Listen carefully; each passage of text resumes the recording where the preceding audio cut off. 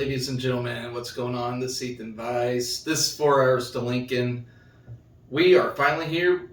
Sports are officially going underway here. You got the kids going back to school. You got popcorn in the air. You got Friday night football. You got all sorts of stuff going on. This is really exciting time of year. And right now I'm battling kind of a cold. I feel a little better today, but bear with me here. I am feeling like poo-poo. Anyway, don't forget to like, share, comment, whatever you got to do. Help keep this thing going at a decent pace. So anyway, without further ado, we finally got some sports going on, some live action. And I'm filming this before the soccer game and Baylor game. So we tied Creighton earlier this week, but at the conclusion of the Baylor game, I will give my take on that. So I'm probably a little more optimistic right now than when the end of this episode will be. Hopefully we'll come off with a win. We'll be excited and yada yada yada. So anyway, without further ado, I'll go ahead and preview next week what we got going on. So on Thursday, soccer is gonna travel to Eastern Washington. So Eastern Washington, they came off a loss to Washington State. They're 0-1 of the year right now. I do believe they have a game today as well. They have 4 seniors on the team. They only scored 1 goal so far this year, which again was only 1 game. Senior not a senior, she's a junior, I believe. But the Terrell Grace has scored their only goal this year. She seems like the Sarah Weber of the team, if you would. Okay, yeah, it shows they played Pacific today, so I feel like we'll come off with a win against them. Yeah, I don't, and I wonder, do they have the red field like their football team? That'd be pretty cool. See the red field. I always like that. Then Friday, volleyball will play Utah State. Actually, it'll be the Emeritus Players Challenge in Lincoln, so that'll be good. Utah State's a decent team. They're picked to tie first in the Mountain West. They did beat Idaho State in a friendly exhibition game in straight sets. Yeah, they'll be an experienced team for sure. And last year they won the Mountain West tournament, so they're a pretty salty team. And they did make it to the NCAA tournament, which they lost to Arkansas in 3 straight sets. So that'll be something to look forward to. So that'll be our first game. Pretty good test against Utah State. Saturday, they play Lipscomb, which, that should be a win. So I feel like 2-0 at the start here. Let's see. Last year Lipscomb went 16-13, 12-4 in the ASUN conference.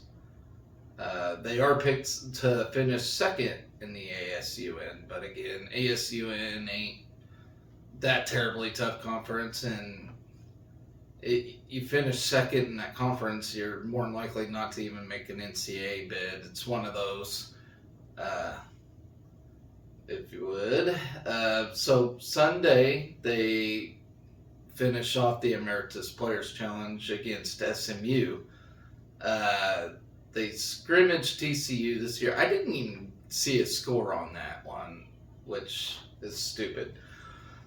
I looked on both TCU's and SMU's websites, and it didn't show the score, the box score, nothing. I couldn't get any info off of anybody, but I can tell you they went 22-10 last year, 15-5 in the American Conference, but still didn't make the NCAA tournament. Which I figured the American Conference is tougher than that, but I don't know. But yeah, they got a good ratio of underclassmen and seniors and yada yada yada. And then on Sunday, soccer will take on. So not today Sunday, but next Sunday, soccer will take on Gonzaga. Not much to say there. Gonzaga last year went 10-3-5 and 5-1-3 in the WCC West Coast Conference, which is their best finish in the West Coast Conference. So got that to look forward to. They'll be a pretty salty team, I think. I can't really give a prediction on that. Those West Coast teams are tough. I mean, if I want to be brutally honest, it's going to be at Gonzaga. I'm going to say there's a loss there. Hopefully I'm proven wrong on that. Hopefully we can win, or maybe in a tie like we did Creighton, which that sucked. Because ties to me are just as bad as a loss, because the tournament committee don't want to see ties. They want to see wins. They want to see a lot more wins than losses, and they don't want to see ties. So ties can almost be worse than a loss.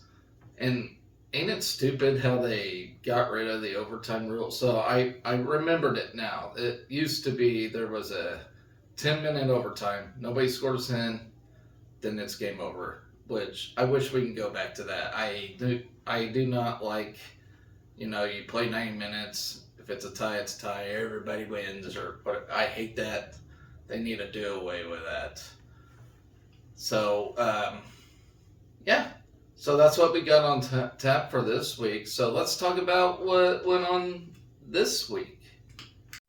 We had a pretty busy sequence of events in our athletic department this week. I'm going to start off with the two of our spring teams, baseball and men's tennis. They announced their fall schedule this year. So they are spring teams, but they also play these fall schedules. Baseball, more or less, for warm-ups, and tennis, it kind of just shapes up like how where we are, and then I guess they go by that for the spring season, if that makes sense. So we're gonna start off with the easy one, for baseball. So, without further ado on that, if I can pull it up, give me just a minute on that. So baseball, we're gonna play Omaha on September 29th. Then on October 7th, we're gonna tackle on Cloud County Community College.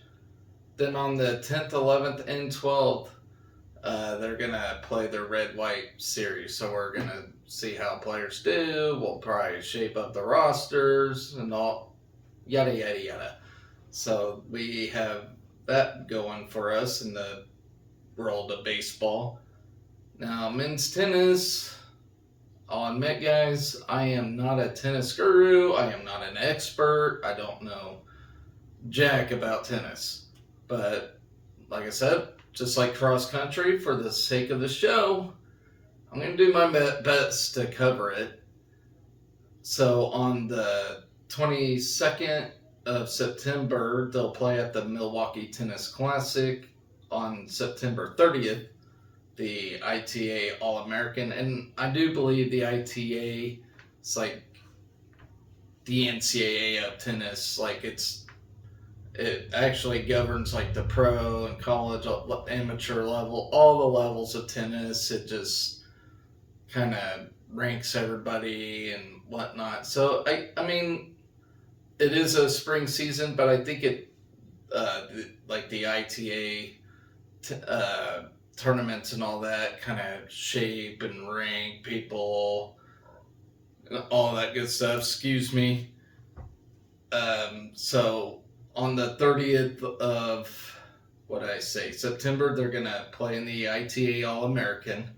Then on October 12th, they'll play at the ITA Regional, and then the 26th of October, they'll tackle on they'll play at the USC Invites. On November 1st through the 5th, they'll play the ITA Fall National Championships, and then finally on November 3rd through the 5th, they'll have the Big Ten Individual Championships. Like I said, I am not a tennis expert. I'm not going to pretend to be. I'm going to try to be, but that's what we got going for that. Starting yesterday all the way to the 27th, Axelina Johansson and Rima Odebor are going to compete in the 2023 World Athletic Championships. I don't know if that's on TV or not, but if you guys have a short memory, so they're both national champions from our outdoor season this year. Axelina Johansson won the shot put this year, while Rima Odebor won the javelin. So that'll be cool for them. Good luck to them. I'm hoping they do well. On the wrestling side of things, Brock Hardy, Camden McDaniel wrestled in the World Championships. So Camden McDaniel wins the bronze at the 97 kilogram weight class. He is an incoming freshman from a massive 12 signee class, so that's really exciting that we're going to have a world-class wrestler coming in. Shows what great a job Mark Manning's doing recruiting for the state. He's slowly getting better at coaching and recruiting and everything, and so we're just getting all these world-class athletes, especially when Trev Alberts came in. He ain't messed around. He wants badass athletes, and we're getting them. So that's really awesome. So Camden McDaniel wins the bronze at 97 kilograms. Let's see. Brock Hardy, he just participated. I don't think he won anything, but they did take on an Amman Jordan, wherever that's at, Middle East somewhere. Continuing on the world stage, men and women's basketball. No, just men. Men's basketball had a couple of guys playing on their team. Rank Most, I forgot to mention him before, playing for the Netherlands. I'm not sure how they finished as a whole, but he's second youngest of the Netherlands 12-man roster. He got some points, and I think he averaged 8 points. He got 7 rebounds, but he only played for 17 minutes. So, he participated in the world stage. He just didn't play much. But, nonetheless, you play at the world stage, you got to be a badass player, right? So, and he's going to be a tremendous player for us this upcoming season. And then Keisei Tominaga. I love this guy. He is my favorite player on the whole team. They call him the Japanese Steph Curry. This guy is an animal. But, he made the final World Cup roster or whatever. And he's obviously playing for the Japan team. Let's see, last season he earned all Big Ten honors in 2022-2023, averaging 13.1 points per game while shooting 50.3% from the field and 40% from three-point range. Tominaga totaled 22 double-figure games last season, including 9 20-point games. So that's just a glimpse of what Japan gets, and that's just a review from how he did last year. I mean, the guy is a stud. Um, let's see, it will mark the third straight World Cup that has featured a Husker basketball player. That's really cool. I didn't know that. Like, you wouldn't think, Nebraska has all these world athletes in the basketball realm, but there you have it. Third straight World Cup with a Husker basketball player. Be nice to get some play for the U.S., but nonetheless, that's pretty freaking astonishing. And then an ex-Husker, Thor Robert. I can't ever pronounce his name. We called him Thor, and it was back in the 10-mile days. I think it was around 10 miles his last year as a coach, and God, I miss him too. But Thor Bargeson, we called him Thor. He's playing for Iceland, so you got busy Huskers in the world stage of athletics. And then we're going to go to the bowling side of things. So they had the big PWBA national event. It took place in Waterloo, Iowa this week. That concluded. 3 Huskers finished in the top 20 of that event. And again, I'm going to say this. I am not a bowling expert. I'm just relaying what's out there. But let's see. Shannon Pluhowski finished runner-up in this event. And Jillian Martin finished 4th as well. So you had 2 in the top 5. Jasmine Snell, who's from Papillion, Nebraska, finished 13th. So, well-received reputation from the Huskers in the PWBA. Nobody talks about it. That's why I'm here. I like talking about these things. You got these awesome world-class bowlers doing great things. Just really astonishing stuff. I love it. So now we're going to move on to football, who had a busy week. I always try to keep football, at the same level of all the other sports, but I always seem like I'm yakking about it longer. But I guess it's the most popular sport, right? But anyway, so earlier this week, we unveiled our alternate uniforms. And we got a lot of people mad about the blue trim around the white lettering. And, I'm just going to say it right here, okay? So we all understand why we're doing that. We're not copying KU or anything like that. So what's going on with that is, these uniforms are to celebrate the 100th anniversary of Memorial Stadium. That blue trim around the white letters, it represents the first game played at Memorial Stadium. We wore blue. That's right. I said it. We wore blue. And the reason behind that is because we played OU that day. This was in 1923, so this was before, all the digital effects, all the video, Back then, people in the stands just saw the players on the field. This was not to confuse the fans at that time. So we wore blue graciously, we're the nicest people in the NCAA, right? So we wore blue so that way people can tell the two teams apart.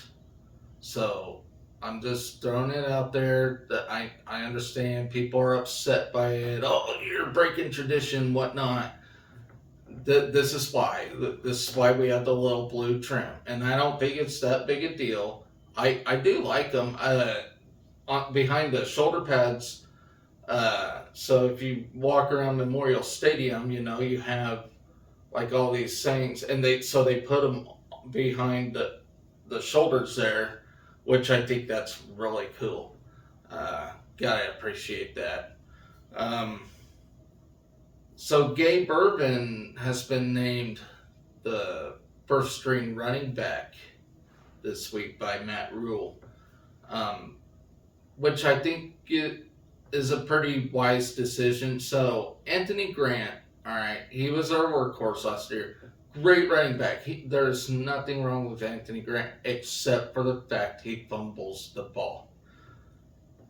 On Matt Rule's team, you can't have that. You can't hold on the ball. You are not starting, and I couldn't agree more.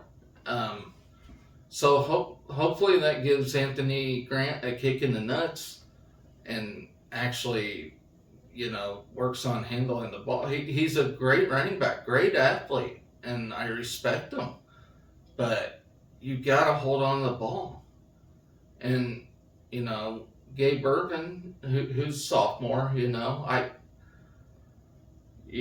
you just gotta hold on to the ball, and I'm pretty sure Gabe Ervin probably does it better than Anthony Grant, and so that's why he's got the starting nod. I think in time maybe Anthony Grant will get the start, but he's got to hold on the ball. You just got it. That's the number one rule is ball security. You got to hold on to it. How many years, past 20, almost 30 years, we as fans have been upset. We cannot hold on to the damn ball. It's ridiculous how many times we dropped a stupid handoff or got just holding the ball like a sandwich, trying to be flashy and shit, that don't work. It don't fly. You gotta hold on to it for dear life. If you ever seen that movie, The Program, starring James Caan, he gave his freshman running back the football. He told him to carry it on campus. You hold on to that thing for dear life. Maybe that's what you got to do for Anthony Grant. Have him walk around campus holding the ball all day long. Somebody make sure nobody swats it. Which, if you ever seen that movie, great scene when they're all in the classroom. Somebody comes up behind them, smacks the ball, and they all come running after it. It causes a scene in the classroom. Great movie. I recommend it. I love that movie. Gabe Ervin gets the number one spot right now. So we'll see if that sticks throughout the season. But two guys that we know for sure are getting the nod this year. Well, I say for sure. They haven't officially named Jeff Sims, but I'm going to guess he's, like everybody else. I think it's pretty much given Jeff Sims is going to start. And then Gabe Ervin. And man, I've been looking at that linebacker spot, and I tell you that there's some badasses, and there's going to be badasses benched at that spot. That's going to be, whew. But speaking of that, so they have unveiled the next 3 single-digit number guys. Like I said about this, the single-digit thing, I love it. It's cool, so it's player voted. They vote for the toughest guy on the team, and that guy gets a single-digit number, which it's cool. But like I said, it sucks for the offensive and defensive linemen that don't get that opportunity. I don't know if they can have some honorable thing. I don't know. But they did unveil the next 3. So that'd be Nash Hutmacher, who's the defensive tackle, Nick Heinrich, and John Bullock, are 2 linebackers. So that shows how gritty this linebacker group is. I can't wait to see the defense as a whole. I've been And like I said, we're only experts by ear. I don't watch practices. I just hear about practices, and from what I've been hearing, this seems like it's going to be a pretty damn good defensive group. So I'm really excited to see how our defense performs, especially our linebackers. Which, in the years past, we had excellent linebackers. Look at Levante David, what he's doing at the Buccaneers. You know, but our two linebackers got the single digit thing. And I can't believe Luke Reimer didn't get. I mean, he may. I mean, there's still what if they start with the number 0, then we'll have 3 more spots. If they don't start with the number 0, we'll only have 2 more spots. But man, uh, would Luke Reimer get it? I would think so. I would hope so. But like I said, it is player voted, so players on the team vote for these guys. But man, what a I'm really excited to watch these linebackers. I can't express that enough. They're going to be really badass this year. So this spur, I'm going to review what we saw in sports action this week. We started with soccer on Thursday against Creighton. I'll get to that, but I might as well just go through the volleyball game, the volleyball scrimmage last night, the red-white scrimmage, which was absolutely incredible. You had fans parked at like 7 in the morning, like waiting since 7 in the morning for a 6 o'clock scrimmage, which is, that just shows like how devoted this fan base is. I mean, in this heat, nonetheless, like it's hotter than shit out there. And like, I don't think I could do it. 7 in the morning, no thank you. I'm not doing that. It was like 100. Well, here it was 111. I don't know what it was in Lincoln, but I know here it was 111, and that sucked. I didn't go outside last night, guys, or yesterday, guys. No, thank you. I'm not doing that shit. But before I get to that, the preseason rankings did come out. I don't know, Wednesday or something like that. I don't know, earlier this week, and volleyball was preseason ranked number 5. So I think that's a good spot, fair spot. If you ever watched Sports Nightly, Greg Sharp was talking about it. He said we'd be in top 5 somewhere, but we did land at number 5, which is fair. You don't even have any seniors on this team, so that's where we're going to be at to start the year. Fair enough. We're going to make another NCAA run as we do every year. I mean, it's just a good team. So, yeah.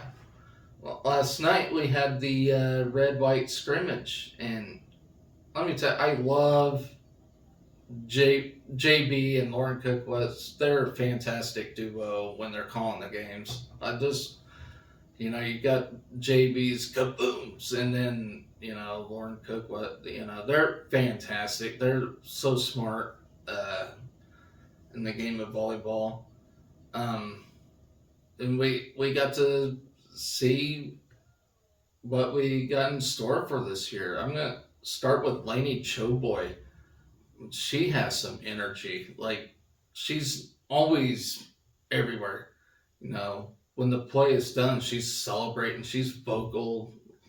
Very fun to watch. And you're gonna have her and Lexi Rodriguez. I keep wanting to call her a little nuggy, but you got her and Lexi Rodriguez playing in the back this year. So that's gonna be a fantastic duo to watch right there. I think we're gonna have the best defensive specialist in the back this year of all the teams. They're going to be really, really cool.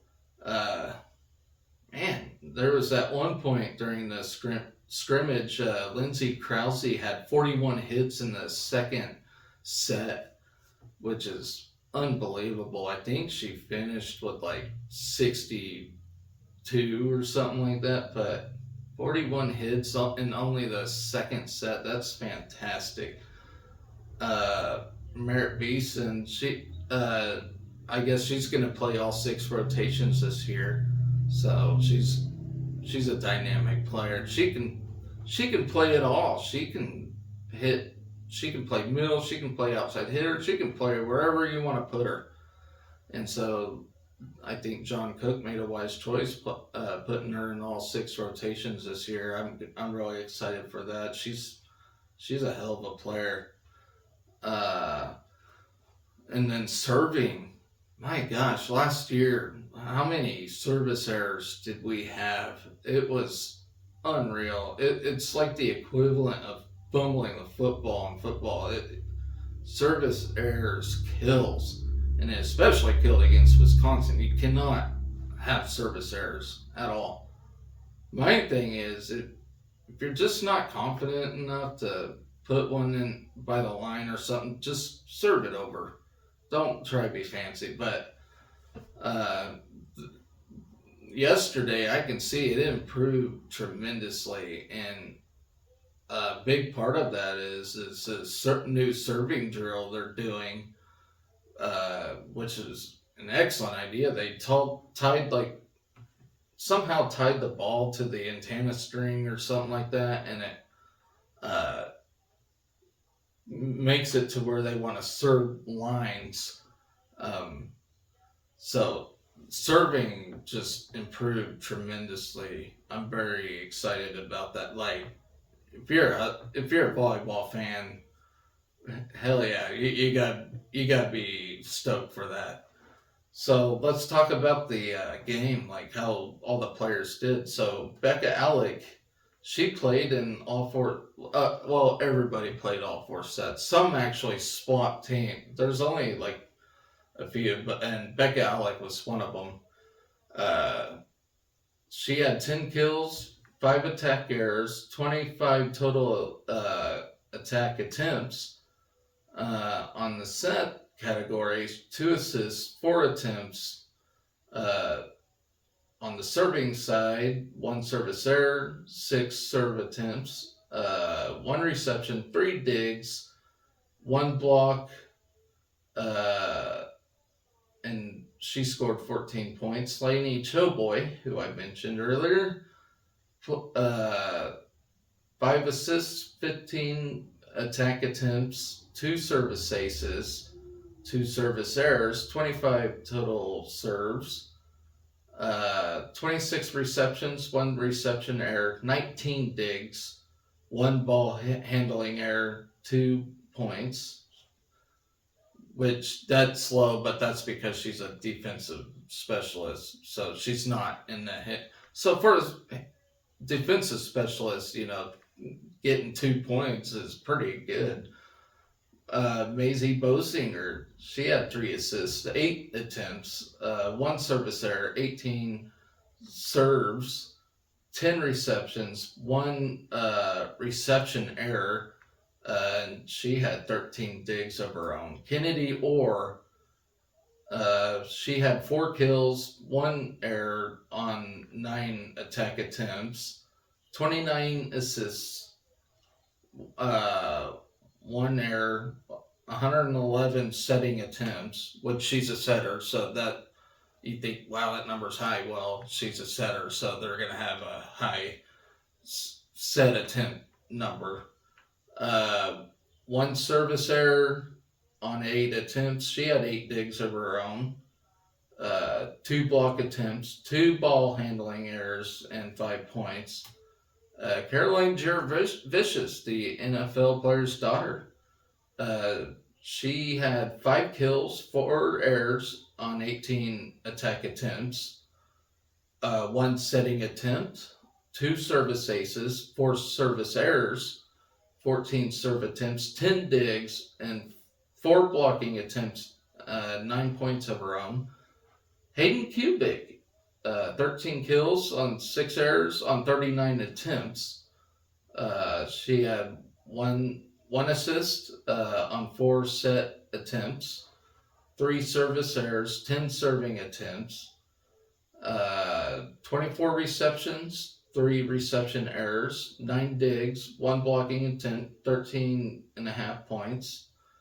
Andy Jackson, she's another that actually swapped from red to white. She had 10 kills, 3 errors, 16 attempts, 1 service error, 5 attempts on the serving, 6 block attempts, and 13 points.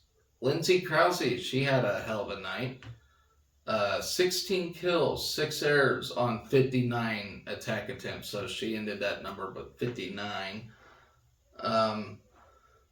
On the setting side of things, she had 2 assists, 7 attempts, 4 service aces, 22 serves overall, 16 receptions, 2 reception errors, 8 digs, 4 block attempts, 1 ball handling error, and 22 points of her own. So she was the high scorer of the night. Like, she was, I think she is player of the night.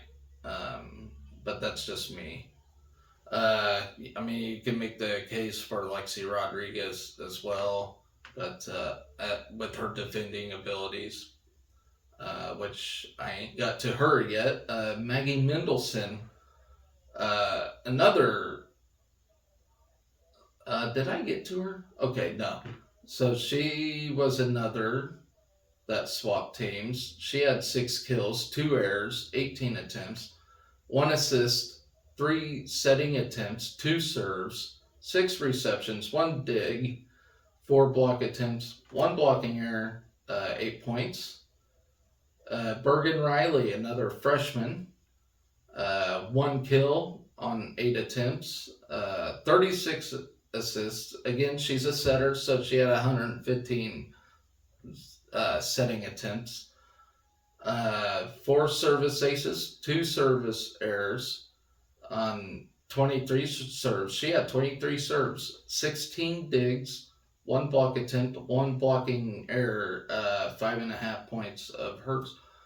Lil Nuggy, she had 5 assists, 12 setting attempts, 1 service ace, 1 service error, 19 serves overall, 25 receptions, 4 reception errors, 18 digs. Pretty good number, with a point of her own.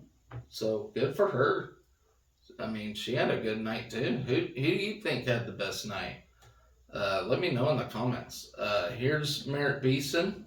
She had 13 kills, 8 errors on 38 attempts, 4 set attempts. She had 1 service ace, but also 1 service error on 12 serve attempts, 6 receptions, 1 reception error, 11 digs, 3 block attempts, 15.5 points.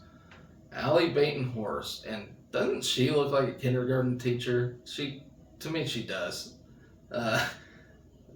She had 8 kills, 10 errors, 39 attempts, 2 assists, 5 setting attempts. Sorry, I can't talk today, guys. 1 service error, 13 serve attempts, 24 receptions, 2 reception errors, 10 digs, 1 block attempt, 1 blocking error, 8.5 points scored by her. And then finally, I think everybody's favorite player coming in, who is Harper Murray. She was high school Gatorade National Player of the Year, yada, yada, yada. Very excited for her to come in. She had 13 kills, 6 errors, 39 attempts, 3 setting attempts, 1 service ace, 3 service errors, 15 serve attempts, 18 receptions, 1 reception error, 12 digs, 1 ball handling error, 15.5 points by her. Oh, and I forgot to mention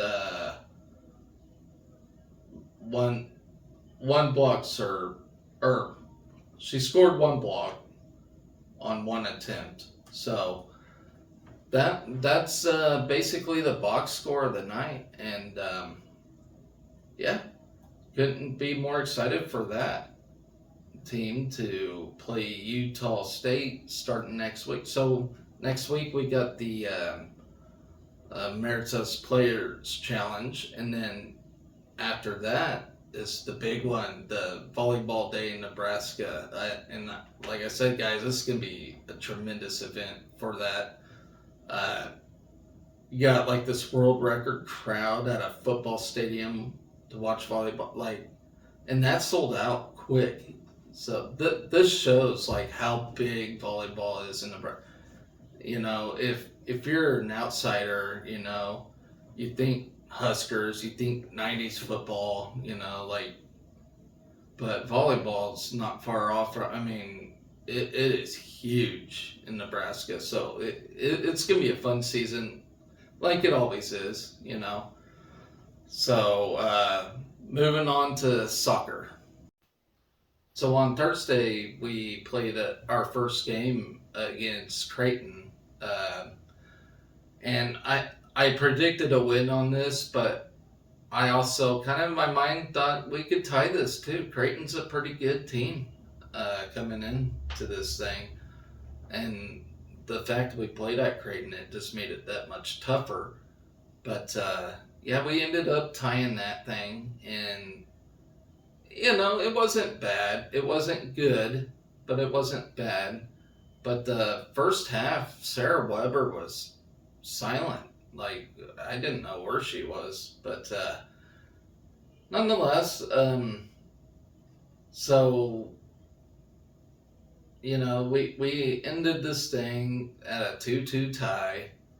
And I hate ties. They're just as bad as losses, in my opinion, because when the NCAA starts looking at tournament seeding and whatnot, or who's in or out, you know, you see 5 ties, 7 ties, and that's basically it. Like, they're gonna rule you out. Unless, I don't know, it kind of depends, but they could be good or bad, you know. But nonetheless, we tied Creighton. So I'm just gonna read off the box score here. Our midfielder Haley Peterson took 2 shots, 1 shot on the goal. She fouled once. Played 73 minutes. Nicole Hauk, who's a defender, she didn't really do much. She played 79 minutes, didn't take a shot or nothing. Same as Zelagaya, our midfielder, she only played 55 minutes. Forward, Abby Schwartz, she took 2 shots, had a foul, played 69 minutes. Eleanor Dale, who is, like I said, guys, she's really good. She took 3 shots, 1 shot on goal. She scored a goal. But she also had 2 fouls. So, like I said, that foul thing is ridiculous to me. We gotta clean that up. I've been saying that all along. Heck, we had 13 fouls. Creighton had 9. So I feel like if we would have had fewer fouls, we would have straight up won this game. But the fouls just kill us. Like I said, you know, we still got plenty of season left, so we can clean it up. And maybe it was jitters, I don't know. But the foul trouble's got to stop. Florence Belzile, midfielder, she took 2 shots, 1 shot on goal, had an assist. With 1 foul, she played 68 minutes. Sadie Waite took 3 shots, 2 fouls on her though. Played for 86 minutes, almost the whole game. Lauren Anglam took a shot. She had 1 shot on goal. I think she was one of those that hit the goal post. So 3 times in this game we hit the goal post, like the top post. Like, So we were right there. The game could have been like 5-2 had we made those shots. Like they were so close. Um, so moving on to Jordan Zaid, who's an excellent defender. She took a shot, one shot on goal. She had an assist, played 86 minutes. Sarah Weber, our star player, took 4 shots of her own, 2 shots on goal. She finally had a goal. 2 fouls on her though, and I'm gonna say maybe one of those wasn't her fault. She, when she has a ball, people tend to bump and grind her all the time, and one of those just fell into an unlucky fall for her. But nonetheless, she played 90 minutes, and of course, our starting goalkeeper was Samantha Hauk. I'll get to her in a minute. We had subs come in. Reese Borer came in for 4 minutes. Audra Clark, she played for 6 minutes. She had a foul. Marissa Papula, she played 11 minutes. Emma Prostowski, she took 1 shot. Also had a foul of her own. She played for 32 minutes. Ella Redney took 2 shots and played for 11 minutes. Ella Redney is going to be one of those dark horse players. I think she's going to be really good as years go by. But took 2 shots, so she's a go-getter. She'll make things happen. Kama Carpenter, who is a freshman, she actually scored a goal last week in an exhibition. I think she played for 15 minutes, but she's going to be exciting for years to come. Maggie Altman only played 9 minutes. And then Briley Hill took a shot of her own. She played for 35 minutes. So the goalkeeping, between the 2 teams, Samantha Hauk had 1 save, while Keelan Terrell had 4 saves. So, I mean, that just comes to show, like, we took more shots than Creighton, but Creighton, when they took shots, they took quality shots. Like, they aimed for the quality factor over the quantity, but, their shots went in. But yeah, Samantha Hauk, she ain't a bad goalie. It's just, she just has times when teams are just attacking the shit out of her. And yeah. So we have that. So we'll just kind of go through the game here. So, to start the game off, both teams had foul trouble. Actually, Creighton had more fouls than us to start the game. The first 5 minutes of the game, they had 2. We had 1 at that point. 7th minute of the game, Creighton finally took a shot. 8th minute of the game, Abby Schwartz had her shot blocked. Then finally, around the 8:43 mark, Eleanor Dell scored the first goal. Florence Belzeal had assisted in that. So, yeah, first goal of the regular season there. 9th minute mark, 9:48 minute mark, we took another shot by Jordan Zaid, which that was saved by Creighton's goalkeeper. Let's see, 11th minute, Creighton fouled again. Blue Jays subbed in the 12th minute. Then from the 12 to 15 minute mark, both teams fouled again.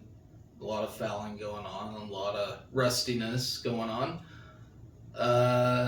We took another shot in 16th minute. 18th minute, we fouled. Then 19th minute, Creighton fouled again.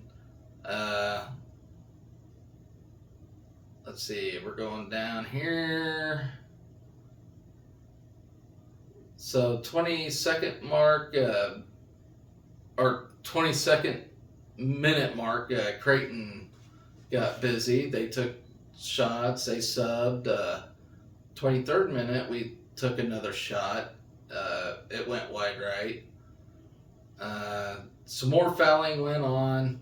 28th minute, Sarah Weber took a shot. It was saved. More substitutions by both teams happening in the 29th minute. 31st minute, Blue Jays took a wide right shot. Then we were getting in the 30-minute marks. We were subbing in and out. Man, we did a lot of substitutions from the 31st to 33rd minutes. Then we fouled. Rudney took a shot, 38th minute. Let's see.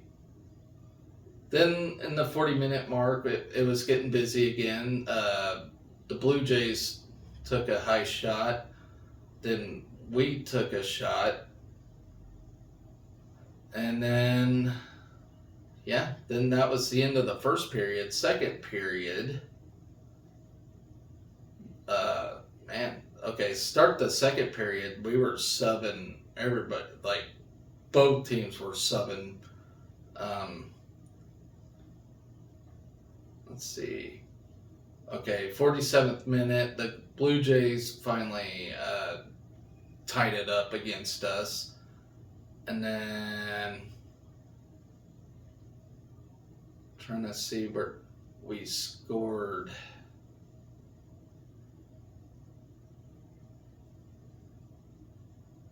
But you're catching my. So when the Blue Jays tied it up, then we shortly scored afterwards. I didn't put it in my notes when we did, but we quickly scored after that. And then it was like, close to the end of the game, Creighton tied it up again. And that to me was like when I said, I wish we had that 10-minute overtime rule because we would have won this game. But, great game played by both teams. I think both teams are going to see their share of success this year. I really do. But,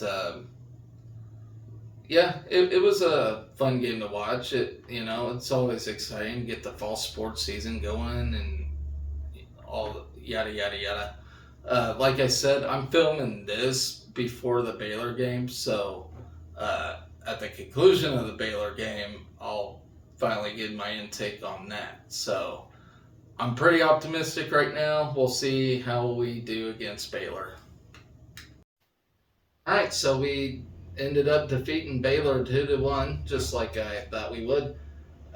So everything happened in the first half of that game. Really surprising. But we have dominated that whole game pretty much.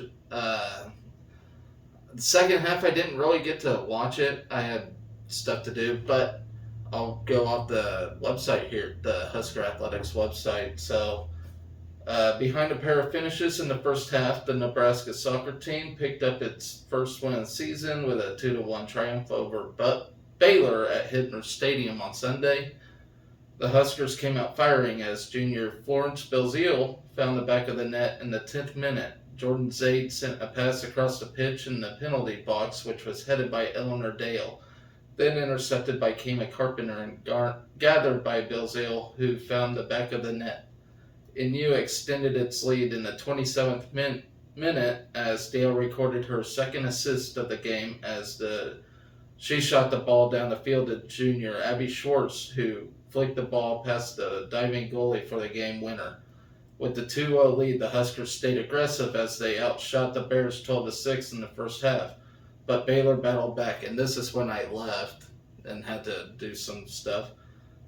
With less than a minute to play in the first half, Baylor's Callie Conrad tallied a finish off an assist from Hannah Augustine. At the half, NU held the 2-1 advantage while also leading in shots on goal, 5-4, and corners 5-1. Both teams were scoreless in the second half, but the Huskers' offense outshot Baylor by a 24-12 margin, including a 12-6 advantage in shots on goal. So that's what I basically thought would happen was, we would hold on the ball a lot more. The first half that I did see, we did a pretty good job of that, holding on to the ball. The penalties looked like they went down some, but overall, we played a pretty good game. We held on to the ball a lot longer than Baylor, which was to be expected. But from there, I don't think Baylor's a bad team. I think they'll have a pretty decent season this year. But let's look at the box score statistics. So Haley Peterson, she had 2 shots, 1 shot on goal, 1 foul played for 73 minutes. Nicola Hawk played for 77 minutes. Ella Guyot took 1 shot, had a foul, played for 58 minutes. Abby Schwartz, she took a shot, 1 shot on goal. She scored a goal, played for 50 minutes. Eleanor Dale, 6 shots, 3 shots on goal, 2 assists, and 2 fouls, 86 minutes. So Eleanor Dale had a really decent game, but more so than Sarah Weber, it looks like. Let's see what Sarah Weber did. Heck, I'm not even seeing her on here. She didn't even come in the game. So that's surprising. Yeah, so we won this game without Sarah Weber, so hopefully she's alright. Hopefully she's not injured or anything. We'll have to look and see the situation on that, but it looked like today belonged to Eleanor Dale. So, and then Florence Belzile, like I mentioned earlier, she played a decent game too. She took 3 shots of her own, 1 shot on goal, scored a goal herself, and got 1 foul. Sadie Waite took 1 shot, 2 fouls. Lauren Ingram, she didn't do much. She played a whole game, got a foul. Kayla Carpenter took a shot, 1 shot on goal, 1 assist from her. She played for 49 minutes. Jordan Zaid, she played 72 minutes, got 1 foul. Let's see, our substitutes. Reese Ford played 37 minutes. Audra Clark she took 2 shots, 1 shot on goal, played for 17 minutes. A lot of shots on goals in this game. So we could have scored a lot more than we did. But, just getting the opportunity. And we were in Baylor's box for a good portion of this game. Marissa Pupula got in for 13 minutes. Emma Prasowski got 40 minutes of playing time. Abby Basic played a whole 2 minutes. Ella Redney, she got a shot in, played for 18 minutes. Maggie Altman, 2 shots on goal, 2 fouls, played for 28 minutes. And then Briley Hill took 3 shots, 2 shots on goal, and played for 49 minutes. So, let's see. We outshot Baylor 24-12. We had 12 shots on goal while they had 6.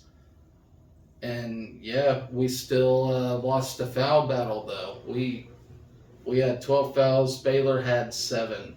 So that is just something we need to clean, like I have been mentioning. But yeah, overall, it was a dominant game. Couldn't expect anything less than that. I figured we'd go out there and achieve some greatness. So, that being that, guys, I ain't got too much more to talk about. Let's see what I put in my little notes here. Oh yeah, so I will mention a player of the week, and this one will be tough, but I'm gonna have to go with Lindsay Krause on this one, and her in the red white scrimmage volleyball game. She had a heck of a day. It was actually a battle between her and um, Sarah Weber, but I think Lindsay Krause deserves to mention this week. Um, so that being said, guys, I hope you enjoyed the show. If you like it, please smash that like button. That'll only help me. Comment, whatever. If you guys want to engage, this is what I'm all about: is engaging conversation. Please comment, share with your friends. Let's help build this little community up. Um, that being said, guys, I hope you have a good week. Stay hydrated. It's hot as hell out there. It's gonna be like 105, 106 all week where I'm at. So that's one thing I hate about the start of fall sports season is you still got like the hottest part of summer too. So I am looking for football weather right now. But that's pretty much it, guys. I hope you all have a good week. Stay safe out there. Go Big Red.